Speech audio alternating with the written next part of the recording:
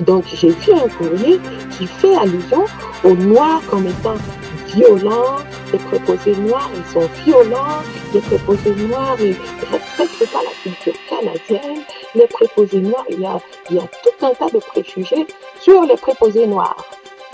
Au départ, on dit aux infirmiers africains, vous êtes infirmier, vous avez déjà été formé, vous bientôt au Québec, exercez en tant qu'infirmier. Vous ferez juste une formation d'appoint pour vous acquérir des pratiques des pratiques de soins au Canada. Beaucoup d'autres subissent encore des injustices. Ne vous taisez plus. Ne vous taisez plus. Roseline Kouanzana, bonjour. Bonjour, Jean Solaire. Et merci de nous accorder cette interview sur échoduterritoire.com et dans sa formule YouTube Écho du Territoire. Vous êtes en Abitibi-Témiscamingue, c'est au Canada. Vous êtes infirmière de profession. Vous avez été congédiée, dites-vous, depuis juillet 2024 pour avoir dénoncé des malversations dont étaient victimes des étudiants. Je rappelle que vous êtes afrodescendante d'origine camerounaise. Dites-nous, quelles sont les circonstances de votre licenciement? Alors, en juin, je suis en congé de maternité et je suis contactée par les étudiants en soins infirmiers qui ont été recrutés en Afrique. En fait, c'est des professionnels qui ont été recrutés en Afrique. Ils sont arrivés ici par le biais. Ce sont des nouveaux arrivants. C'était des nouveaux arrivants, oui. Et donc, j'ai été contactée par deux infirmiers qui ont été exclus. Ils m'ont raconté les conditions de leur exclusion et surtout, ils m'ont raconté les conséquences que cela entraînait sur leur vie au quotidien et même sur leur vie à long terme. Les conditions de leur exclusion, c'était des conditions humiliantes et dégradantes. C'était une superbe prof qui décidait du sort de tout un chacun. Donc, quand elle vous regardait, elle vous disait « votre tête ne me plaît pas ». Et du moment où elle avait dit « votre tête ne me plaît pas », tout le monde savait que vous alliez être le prochain sur la liste à être exclu. Il s'agit d'une professeure particulière ou bien c'est une attitude adoptée généralement par les professeurs de cette école? Alors, ils ont indexé particulièrement une prof. Nous n'allons pas la citer, donc nous n'allons pas le nommer. Poursuivons, oui. Donc, quand elle l'avait décidé comme ça, elle vous mettait, selon elle, en situation d'échec. Officiellement, vous étiez en situation d'échec. Elle envoyait son rapport au cégep, elle envoyait son rapport au CIS, elle envoyait son rapport aux instances gouvernementales impliquées dans le projet.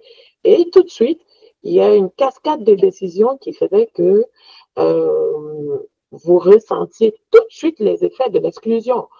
Déjà, au niveau de recrutement Santé Québec, il changeait votre profil, il vous en recrutait en tant qu'infirmier, vous deveniez préposé aux bénéficiaires sans vous en informer.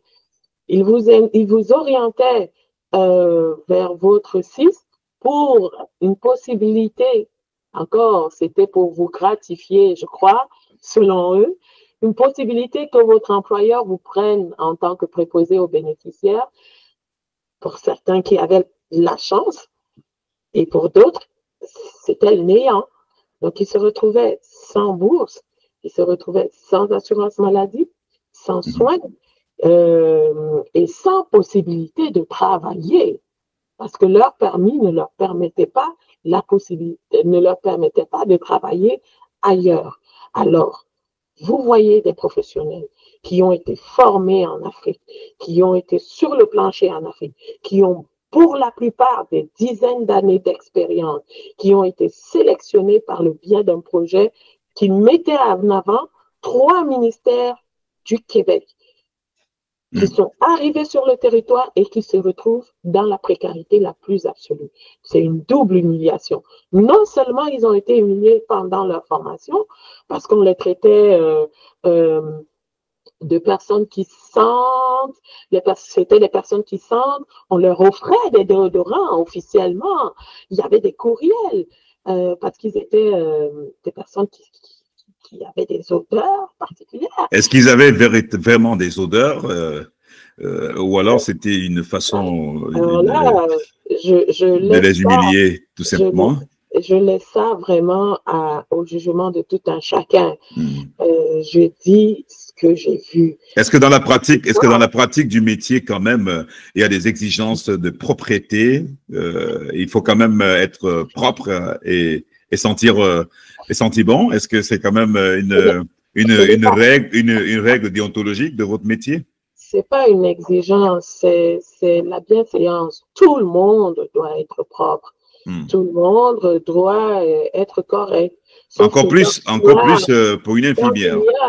Quand il y a un groupe spécialement qui est visé par cette accusation, il y a un problème. Il y a un problème. Donc, quand il y a un groupe qui est visé par les accusations de MST, tout le monde, tous les Noirs ont des MST, il y a un problème parce qu'on sait que c'est pas vrai. Quand tout un groupe est visé par des accusations de violence, c'est qu'il y a un problème. C'est pareil quand il y a un groupe qui est visé par des accusations d'odeur, c'est qu'il y a un problème. Les problèmes, les odeurs, ça se rencontre quelle que soit la race. Donc, les exigences de propreté, ça sera. Alors, vous pensez que c'est la communauté noire qui était expressement visée dans cette attitude? Un constat. C'est pas ce que je pense, c'est ce que j'ai constaté. Donc, les conditions, je revenais à ça, les conditions de leur exclusion étaient humiliantes, dégradantes et indicibles, innommables même. Donc, ils ont été exclus. Et une fois qu'ils ont été exclus, leur problème ne finissait pas. Au contraire, c'était le début de la galère. Alors, il y a pour certains, au moment de la dénonciation, qui avaient fait 6 mois sans revenu. Il y a certains qui avaient besoin de soins, qui n'ont pas reçu de soins. Il y a certains qui étaient dans la misère totale, qui n'arrivaient pas à manger et à nourrir leurs enfants. Je me suis dit, il fallait faire quelque chose. Il fallait faire quelque chose. Parce que c'était une urgence, parce que j'avais déjà épuisé toutes les voies de recours interne pour dire à ma hiérarchie, attention, il y a des comportements injustes, il y a des comportements déplacés que je constate ici sur le terrain, parce que ma hiérarchie ne m'a jamais écouté et au contraire m'a déjà sanctionné une fois parce que j'ai dénoncé un acte raciste. Je me suis dit, je vais sur les réseaux sociaux. Donc, je suis allée sur les réseaux sociaux et j'ai dénoncé cette situation. Roseline Quoi, est-ce que vous aviez été mandaté par ces étudiants pour le faire ou alors c'est une initiative personnelle, fort du remords que vous aviez? Oh oui, j'ai été mandatée. J'ai été mandatée par ces personnes, que ce soit de façon écrite, par des courriers, que ce soit de façon verbale. C'est des personnes, je peux vous dire, je le dis, il faut le noter, que ce n'était pas seulement des infirmiers d'Abitibi-Témiscamingue. Les infirmiers venaient de Montérégie, de Gaspésie, de Beauce-Appalaches. En Abitibi-Témiscamingue, on a ceci de particulier que l'exclusion se faisait sur la base de propos racistes, humiliants et dégradants. Mais c'est des infirmiers qui venaient de toutes parts du Québec. Donc, j'ai porté la voix de plusieurs personnes. Oui. Et en ceci aussi, je vais le noter. Pourquoi vous pensez, pourquoi est-ce que c'est vous qu'ils ont choisi pour porter la voix? Qu'est-ce qui vous caractérise particulièrement dans cette institution? Est-ce que vous avez une position privilégiée qui vous donnait la possibilité de vous faire entendre? Privilège, je ne dirais pas ça. J'étais infirmière assistante chef. Il n'y en avait pas beaucoup. Je n'en ai pas connu, en tout cas, dans le groupe que j'ai de personnes qui sont venues vers moi. Hmm. Donc, effectivement, j'étais une superviseure de soins en soins infirmiers. Je pensais et je leur expliquais que je pouvais faire le pont entre eux et ma hiérarchie. Donc, à plusieurs reprises, je me suis adressée à ma hiérarchie en tant que leur porte-parole en disant, il y a des problèmes ici. Effectivement, c'est parce que j'étais superviseur de soins ici qui se sont adressés à moi. Alors, vous avez donc pris les devants, vous êtes monté sur la scène, notamment sur votre page, sur votre compte Facebook, et vous avez dénoncé le fait. Et à la suite de votre dénonciation, vous avez été interpellé par votre hiérarchie? Oui. Alors, tout de suite. Racontez-nous la scène. Comment ça se passe? Je fais la dénonciation, la première vidéo de dénonciation un dimanche. Dès lundi, il y a des responsables qui font courir le bruit que je serai congédiée. Dès lundi. Donc, je reçois la première convocation, si je ne me trompe pas, le mardi. De qui? Des ressources humaines. D'accord. Des ressources humaines par le biais d'une agente de relations de travail, un truc comme ça. Et puis, dans ce courrier, on me dit qu'on veut me rencontrer suite aux vidéos que j'ai faites et puis que je n'avais pas le droit de citer l'enseignante, sinon je serais passible de poursuite. Bon, c'est des menaces. À cette première lettre, je ne réponds pas. Le lendemain, je reçois plusieurs appels et des courriers me disant que je suis convoquée le jour d'après à un entretien avec l'employeur. Donc, je vois mon syndicat, je consulte mon syndicat, je pose un certain nombre. De quel syndicat s'agit-il? On peut le nommer. Il s'agit de la FIC. Okay. Je pose un certain nombre de questions. Je ne ferai pas de commentaires sur les questions, mais je me présente au rendez-vous le lendemain. Je suis très surprise déjà par le fait qu'on me convoque un rendez-vous en plein congé de maternité. Je suis très surprise par la rapidité de cette convocation. Je n'ai pas le temps de me préparer. Donc, j'arrive à la convocation et puis je ne comprends pas pourquoi je suis là. Et c'est des menaces jusqu'au bout. C'est des menaces envers moi et envers les infirmiers qui ont dénoncé. Ce n'est jamais les menaces envers la personne qui a été visée par des allégations de racisme et de violence psychologique. Jamais. Au contraire, on me montre clairement qu'on protège cette personne.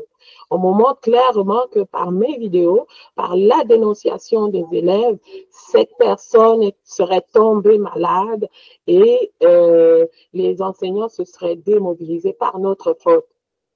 Donc, en fait, les responsabilités se sont inversées. C'est ça que je dénonce.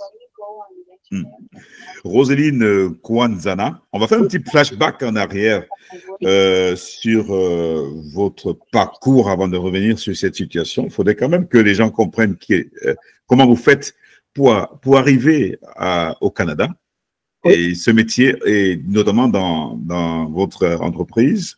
Comment vous pouvez y arriver? Je suis en France, infirmière diplômée d'État. Je suis formée à la Sorbonne Université en double cursus avec la Croix-Rouge française aussi de Paris. Donc, j'obtiens mon diplôme, j'exerce en tant qu'infirmier. Et puis, j'ai mon conjoint qui me dit, il est temps peut-être qu'on se rejoigne là, parce qu'il faisait des allées et venues. Il vit au Canada. Donc, moi, je saute sur l'occasion parce que, écoutez, on nous a présenté à l'école la pratique infirmière au Canada comme le modèle canadien comme étant l'un des meilleurs. Comme étant l'un des meilleurs, comme étant le Graal. Et quand j'arrive, je fais même des entrevues en disant, je suis arrivée à la Mecque des infirmiers, pour vous dire. Donc, c'est dans ces conditions que j'arrive au Canada. Tout plein, mes yeux tout pleins d'étincelles, j'étais gonflée à bloc, je me disais, ah, je vais pratiquer mon métier dans de bonnes conditions et pouvoir voir un peu ce qui se fait ici. Je ne dis pas qu'en France, on pratique dans de mauvaises conditions, je ne dis pas ça. Je dis, j'arrive avec un challenge, avec le désir d'apprendre, avec le désir de m'intégrer, avec le désir de porter ma pièce à l'édifice de la construction des soins infirmiers au Canada. Donc, j'ai beaucoup de projets, j'ai beaucoup d'ambition quand j'arrive. Et j'exerce, j'arrive au Témiscamingue. Je n'ai jamais exercé ailleurs. Donc, j'exerce là en tant qu'infirmière clinicienne, puis en tant qu'infirmière clinicienne assistante-chef. En parallèle, puisque j'ai toujours le désir d'apprendre, je m'inscris à l'université. Donc, je suis aussi étudiante à l'Université Québec Abitibi-Témiscamingue. Voilà un petit peu mon parcours. Oui, ça c'est bon à savoir. Est-ce que depuis 2 ans, 2 ans et 7 mois, vous me l'avez dit, que vous travaillez au CIS, est-ce que vous aviez vous avez fait l'objet de quelques reproches, que ce soit avant l'incident? Mais oui, c'est pas le premier. C'est pas le premier. Le tout premier, il s'est produit en juillet 2023. En juillet 2023, il y a un préposé qui subit des injustices et qui m'en fait part. Quand il m'en fait part, je ne suis pas là sur le plancher. Donc, je prends connaissance de sa situation. Je réunis les autres préposés pour savoir exactement ce qui s'est passé. J'obtiens la version des faits des uns et des autres. J'obtiens la version des faits de l'infirmière qui était sur le plancher et de l'infirmière assistante-chef qui était sur le plancher, qui n'a pas été consultée avant le drame qui s'est passé. En fait, il s'est passé que le mec, il a été expulsé. Il a été expulsé du pavillon. Alors, ça me rappelle quelque chose. Ça me rappelle que j'ai reçu un courrier. J'ai vu passer un courrier parce que je suis assistante chef. On a des messageries. J'en parle parce que c'était un courrier raciste. Donc, j'ai vu un courrier qui fait allusion aux Noirs comme étant violents. Les préposés noirs, ils sont violents. Les préposés noirs, ils ne respectent pas la culture canadienne. Les préposés noirs, il y a tout un tas de préjugés sur les préposés noirs. Et je m'insurge sur les écrits qui sont portés dans ce mail en interne. Et quelques jours après, j'apprends qu'un préposé noir est exclu de façon humiliante et dégradante. D'ailleurs, celui-ci m'a dit, Roselyne, j'ai des idées suicidaires après cette exclusion. Donc, je me dis qu'il faut faire quelque chose. C'est pas possible. Alors, je contacte, j'informe mes supérieurs, je vais voir la préfète en me disant, peut-être que mes supérieurs ne font pas remonter l'information. Je demande à la préfète du Témiscamingue d'informer la directrice de l'institution dans laquelle je travaillais.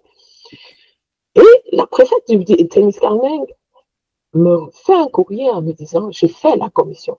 Donc, partant de ce moment, je me dis, la direction est au courant de ce qui se passe. Mais ça ne s'arrête pas.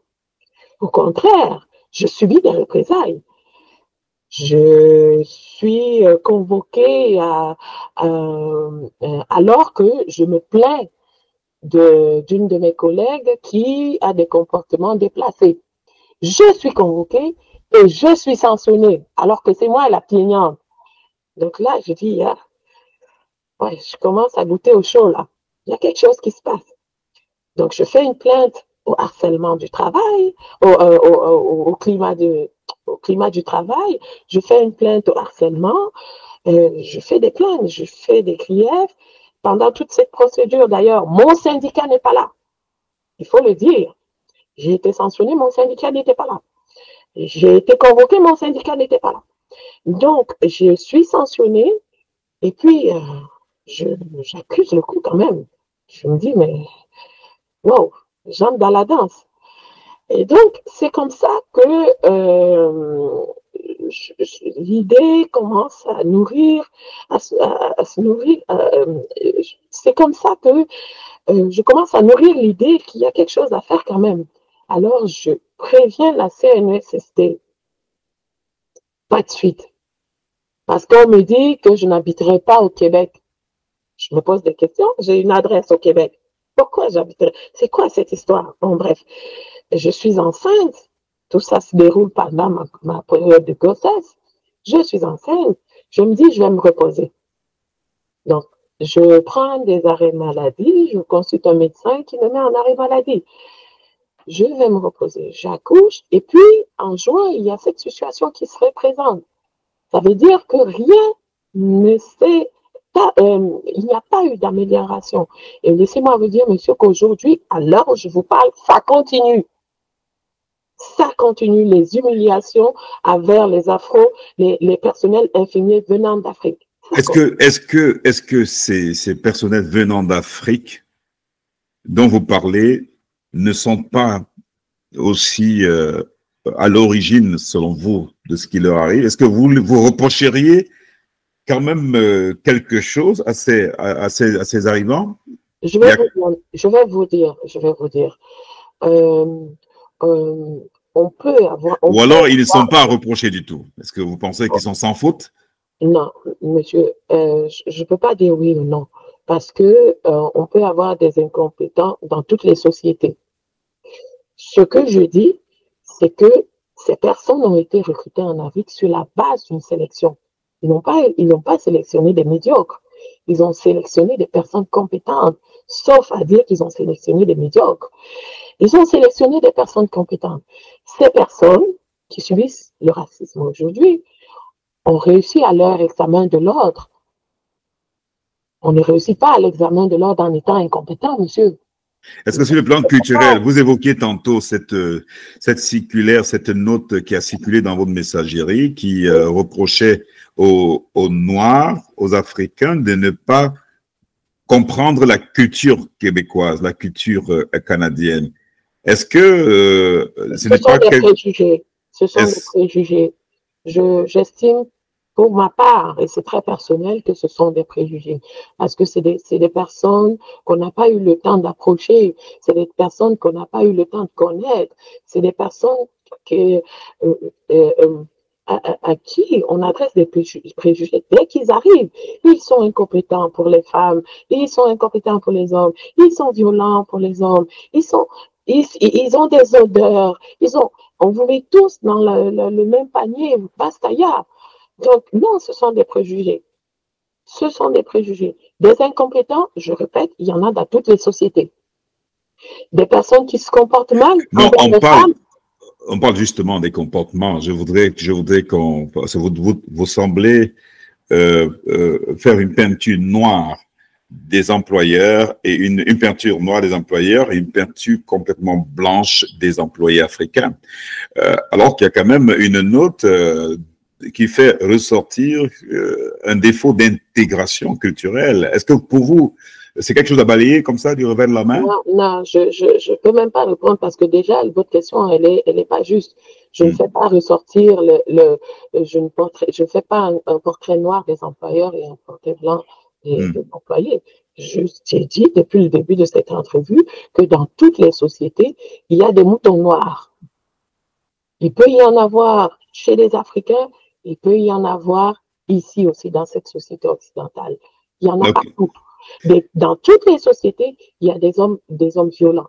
Dans toutes les sociétés, il y a dans toutes les races aussi. Dans toutes les races, il y a des personnes incompétentes. Il y a des comportements déviants. Il y a des comportements déviants. Alors, vous vous plaignez plutôt d'une stigmatisation. Exactement. Une stigmatisation d'un groupe. Rodeline quoi, Ndana? Alors, vous sortez avec une publication sur Facebook et puis quelques jours après, vous êtes viré. Et vous ne vous laissez pas faire parce que vous montez sur tous les créneaux, vous défrayez la chronique aujourd'hui au Canada, tous les projecteurs sont braqués sur vous. Et puis, qu'est-ce que ça donne en retour toutes les actions que vous avez menées jusqu'ici pour faire entendre votre voix de détresse? Ça a donné plusieurs choses. Je vais vous les énoncer. Déjà, j'ai décrié en premier lieu le projet PRCI et RI qui était qui avait pensé le projet. C'était 3 ministères qui ont pensé le projet et qui ont confié le pilotage de ce projet à un organisme. Quels sont ces ministères, là, on peut les citer? De la santé, de l'UNIFI, de l'immigration et de l'enseignement supérieur, si je ne me trompe pas. D'accord. Donc, ils ont confié le pilotage de ce projet à un organisme. Et moi, ce que j'ai fait, j'ai pointé du doigt les manquements de ce projet déjà au départ. Au départ, on dit aux infirmiers africains, vous êtes infirmier, vous avez déjà été formé, vous viendrez au Québec et exercer en tant qu'infirmier. Vous ferez juste une formation d'appoint pour vous acquérir des pratiques et des pratiques de soins au Canada. Une sorte de recyclage. Exactement. Donc, c'est ça qu'il leur est dit au début. Arriver sur place, ce n'est pas ça la réalité. Ils vont reprendre les études. Ça, c'est d'une chose. La deuxième chose, c'est qu'on leur dit, vous pourrez exercer en tant que préposé aux bénéficiaires si vous le voulez. Au départ, c'est si vous le voulez.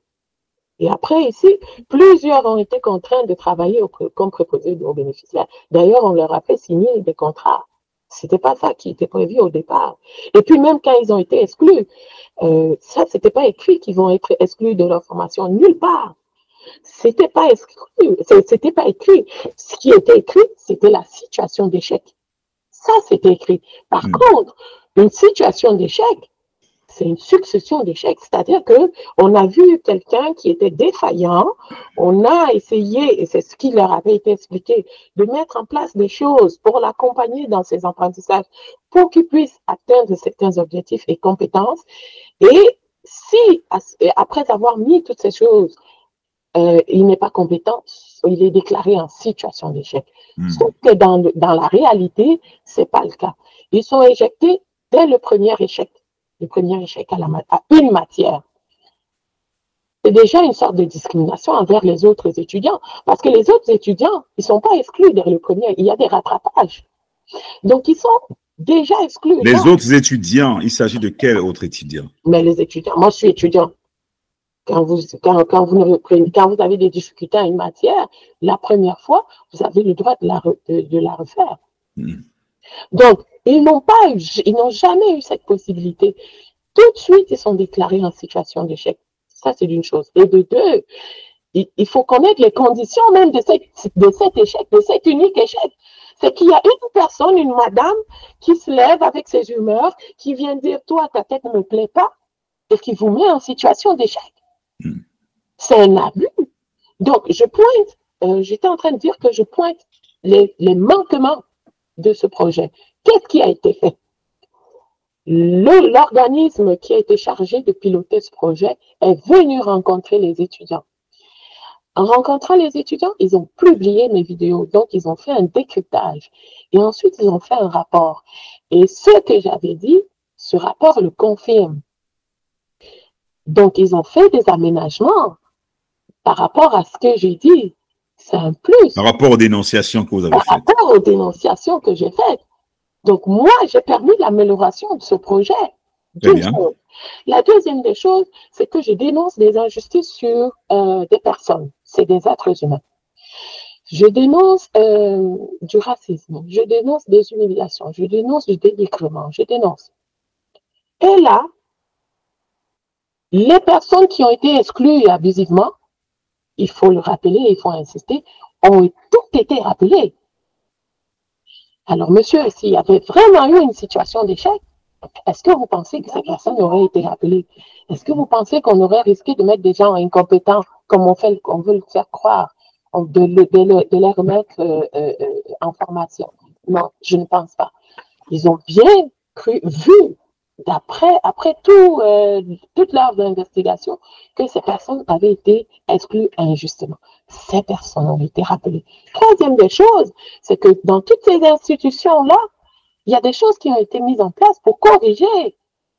Il y a, au départ, ils n'avaient jamais informé les étudiants des processus de plainte. Les étudiants ont été informés des processus de plainte. D'ailleurs, on m'en a voulu de ne pas avoir informé les étudiants. C'est pas mon job. Moi, je suis infirmière. C'est leur job à eux d'informer ceux qui vont recruter des processus de plainte. Ils n'ont pas informé les élèves et les étudiants. Et bien, après ma dénonciation, ils ont informé. Donc, c'est des plus que j'ai apportés qui me font dire que je ne suis pas le problème. Je suis la solution. Je ne suis pas le problème. Donc, au lieu que je sois récompensée par une médaille de mérite, parce que ces infirmiers, bientôt, ils auront fini leur formation.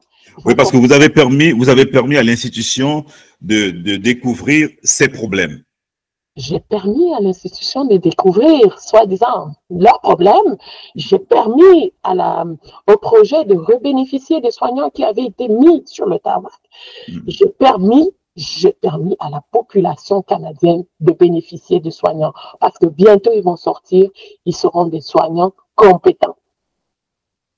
Donc, au lieu de recevoir, d'être, comme je disais, d'être gratifié, de recevoir une médaille de mérite, je suis congédiée.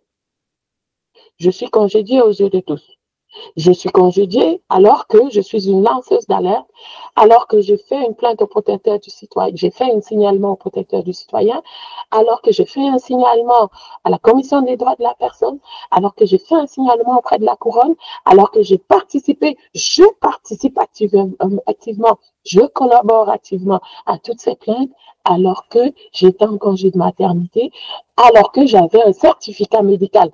Alors, pour toutes ces pratiques interdites, et j'en passe, j'ai été congédiée sans gradation de sanction, sans toute autre forme de procès.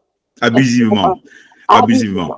Alors, vos dénonciations ont dû produire des avancées importantes, comme vous venez de les citer, Roselyne, quoi. Est-ce que jusqu'ici, votre sort dans cette institution est complètement scellé ou alors il y a des portes qui sont ouvertes entre-temps pour un retour? Pas du tout. Il n'y a rien qui est fait. Il n'y a rien qui est fait. À ce jour, il n'y a rien qui est fait. Alors, et à ce jour, comment est-ce que vous entrevoyez votre avenir? Parce que vous avez quand même découvert un rôle social important, celui des lanceurs d'alerte, dont la société canadienne a peut-être besoin pour se corriger, ces systèmes, comme vous l'avez mentionné tout à l'heure. Est-ce que vous découvriez autre chose en dehors d'infirmière? Est-ce que cette mission que vous avez portée deviendra votre mission? Comment vous envisagez l'avenir? Elle est très importante à mes yeux. J'ai une carrière d'infirmière que je continue d'étoffer par mes formations. Je suis en DSS actuellement. Je ne compte pas m'arrêter là. Mais elle est très importante. Je me suis rendu compte qu'elle est importante pour la société. Moi, j'ai un père syndicaliste qui a eu à faire des procédures au Cameroun pendant des dizaines et des dizaines d'années. J'ai vu ce que ça peut faire. J'ai vu ce que ça peut faire des abus sur une personne. J'ai grandi avec ça.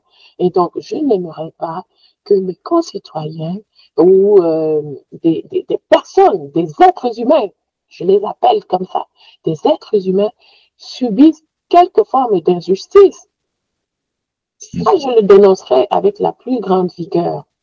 Vous allez poursuivre dans cette lancée? Oui, je ne m'arrêterai pas. Eh bien, quel est le message que vous passez aujourd'hui? Nous sommes en plein dans le mois de l'histoire des Noirs et comme par coïncidence, votre affaire défraie la chronique. Vous êtes sur la scène, Roselyne Kwanzana. Vous découvrez une mission, une nouvelle mission. Quel est le message que vous passerez à toute la société canadienne aujourd'hui? Alors, j'ai un message. Ou quels sont les messages? Oui, j'en ai beaucoup. J'ai un message déjà pour les personnes qui ont subi. C'est un message d'espoir. C'est un message pour les réconforter. Je suis contente que pour certains, vous ayez été réintégrés et que vous puissiez reprendre le cours normal de vos vies. Beaucoup d'autres sont encore dans la précarité. Beaucoup d'autres subissent encore des injustices. Ne vous taisez plus. Ne vous taisez plus. Les personnes en face, ce sont des lâches. C'est comme ça que je les appelle. Parce qu'ils nous briment. Ou du moins, s'ils ne sont pas du côté de la loi. Ils ne sont absolument pas du côté de la loi. Absolument pas. La loi en vigueur au Canada. Oui. Oui, exactement. Ils ne respectent absolument pas les textes. Ils se croient au-dessus de la loi. Et pour l'instant, les faits, pour plusieurs d'entre eux, semblent leur donner raison. Mais je leur dis, gardez espoir. Un jour, notre message sera entendu. Un jour, on pourra se faire entendre et notre cause sera défendue et portée très haut. Est-ce que l'univers médical canadien dans lequel vous vous êtes retrouvé continue à vos yeux d'être cet univers séduisant, de bonnes pratiques, de modèles? Mais oui. Ou qu'est-ce qui a changé? Mais oui, il continue parce que là où je travaille, écoutez, c'est un exemple de perfection pour l'instant. Il y a de la mixité à tous les niveaux, à tous les postes de gestion, et même sur le plancher, comme on dit, les gens sont respectueux, il n'y a pas de la calomnie, il n'y a pas d'humiliation. Et en fait, c'est un peu trop beau pour moi, parce que je n'ai que connu un environnement malsain, un environnement toxique. Donc, pour moi... Autrement dit, il n'y a pas que du mauvais au Canada. Non, mais non. Il y a pas à côté de ça, il y a aussi des bons exemples. Effectivement, il y a de bons exemples. Donc, je voudrais dire aussi, c'est peut-être le deuxième message que je veux porter à ces personnes. Si on vous veut pas, si une institution ne veut pas de vos compétences ou ne reconnaît pas vos compétences, vous pouvez aller ailleurs. Le Canada, il est très grand. Le Canada a plusieurs provinces et je vous promets que ce n'est absolument pas la même chose ailleurs. Absolument pas. Donc, vous pouvez aller ailleurs et vous devez dénoncer pour que ça s'arrête. Il y en a eu des victimes. Il y en a eu beaucoup trop. C'est important que ça s'arrête. Mon dernier message, mais ça va aux décideurs politiques. Jusqu'à présent, je reste congédiée. J'aimerais rentrer dans mes droits. J'aimerais rentrer dans mes droits. Et qu'avez-vous fait pour cela? Avez-vous porté plainte? Quelle action avez-vous menée? Exactement. J'ai porté plainte par mon syndicat, mais mon syndicat me dit que la procédure est très longue. Moi, j'ai été congédiée. Je veux rentrer dans mes droits. Je veux rentrer dans mes droits. Donc, on me dit la procédure est très longue sans me donner des deadlines. Très longue, ça veut dire quoi? Ça veut dire un siècle? Très longue, ça veut dire quoi? Donc, j'interpelle ici aussi, pour finir, le président de la FIC nationale. J'interpelle la FIC nationale. Occupez-vous de ce dossier, parce qu'il y a des choses à dire. Il y a des choses à dire. Je ne veux pas me retrouver sur la toile pour dire cette chose quand il y a des moyens de le dire autrement. Je me suis retrouvée en juin parce qu'il n'y avait plus d'autres moyens et que c'était catastrophique. Là, je m'adresse à la FIC, je dis, essayez de trouver une solution parce qu'il y a une urgence. Roseline Kouanzana, on va bientôt fermer cet entretien. Oui. Vous êtes d'origine camerounaise et cette actualité est quand même suivie au Cameroun. Vos parents la suivent. Est-ce que votre action crée des frayeurs au sein de votre famille au Cameroun, ou alors est-ce que au contraire vous jouissez de toute la solidarité que vous avez des gens que vous avez laissés derrière vous? Oui, je jouis de toute la solidarité. Moi, le matin de mon congédiement, ils n'ont pas peur pour vous, ils n'ont pas de crainte à votre sujet? Non. Le matin de mon congédiement, d'ailleurs, ma mère était ici pendant toute la procédure, pendant toute la dénonciation en juin. Et le matin de mon congédiement, elle m'a dit, ma fille, je te bénis. le matin à 6 heures, je me suis levée. C'était le premier message. Donc, je suis bénie de ma mère.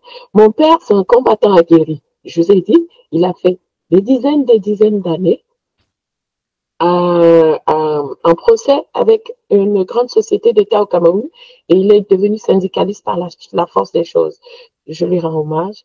Et donc, non, ça ne fait pas peur. Au contraire, ça fait partie des aspirations auxquelles mon père voulait qu'on s'oriente. Malheureusement, la vie a fait qu'on ait des désirs et qu'on s'oriente pour autre chose, mais non. Autrement dit, Roséline Nkwa Nzana, c'est une infirmière aujourd'hui fière de ses actes. Oui, je suis complètement fière et je dors sur mes deux oreilles en paix. Merci d'avoir accordé cette interview à écoduterritoire.com. Je vous remercie. Merci beaucoup à tous ceux qui nous ont écoutés. Relayez le message et je vous conseille de consulter ma page Facebook, Christine Diana, pour avoir toutes les informations. Merci. Au revoir.